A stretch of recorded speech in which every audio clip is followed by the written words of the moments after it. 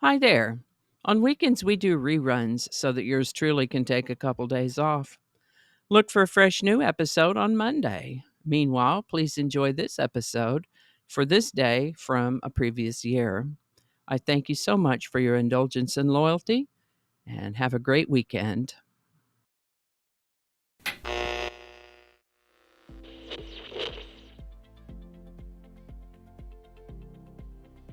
Hi there, and welcome to this day in history for March 9th. March 9th is the 68th day of the year in the Gregorian calendar, 69th in leap years, with 297 days remaining to the end of the year. Today's word is derivation. Derivation is a noun. When I went to look this one up, the definitions seemed confusing to me, so I'll try to simplify while remaining accurate. The word derivation is a noun made from the verb derive. Derive means to take or receive, especially from a specified source. So the noun derivation is the thing that was derived. These come to us from Middle English, Anglo-French before that, and Latin before that. First known use of the word derive is in the 1500s, and derivation in the 1600s. Derivation. And with that, this is the birthday of Italian merchant, explorer, and navigator Amerigo Vespucci, born March 9th, 1451. As an explorer, Vespucci noted during a Portuguese exploration that Brazil was part of a continent new to Europeans. He called this continent the New World. This information inspired cartographer Martin Waldseemüller to recognize Vespucci's accomplishments in his maps by applying a Latinized form of Amerigo's name, America, to a map showing the New World. Other cartographers followed suit, and by 1532 the name America was permanently affixed to the newly discovered continents.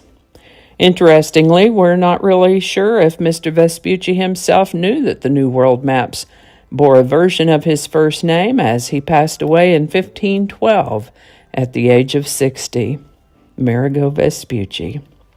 On March 9, 1841, the Supreme Court ruled that African slaves who seized control of the Amistad slave ship had been illegally forced into slavery and thus were free under American law. This is the birthday of American country music singer and songwriter Mickey Gilley, born March 9, 1936. Interestingly, he's a cousin to Jerry Lee Lewis.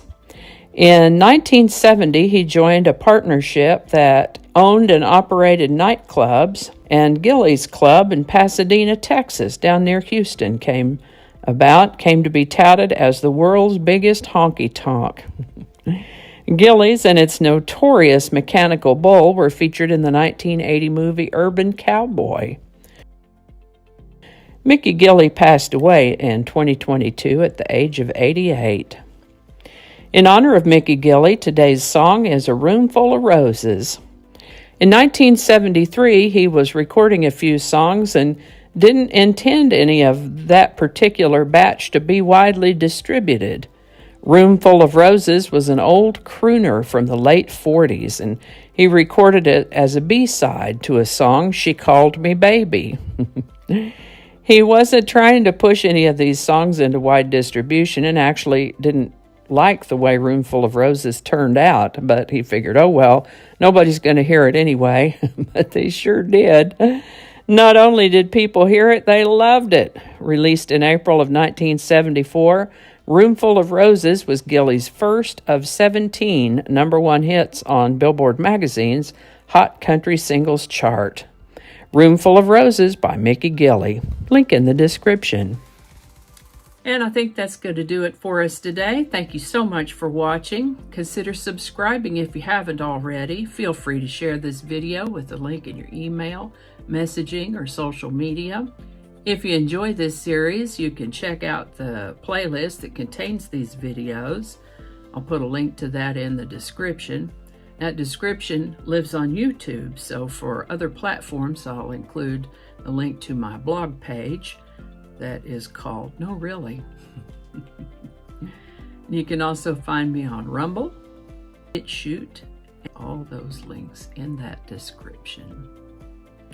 Alrighty, that's all I can think of right now. Thanks again, and I'll see you next time. Do not disturb. Okay, I turned Do Not Disturb on. Good job.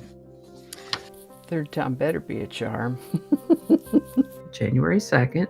The 16th. It's all written in Roman numerals, so I had to translate it.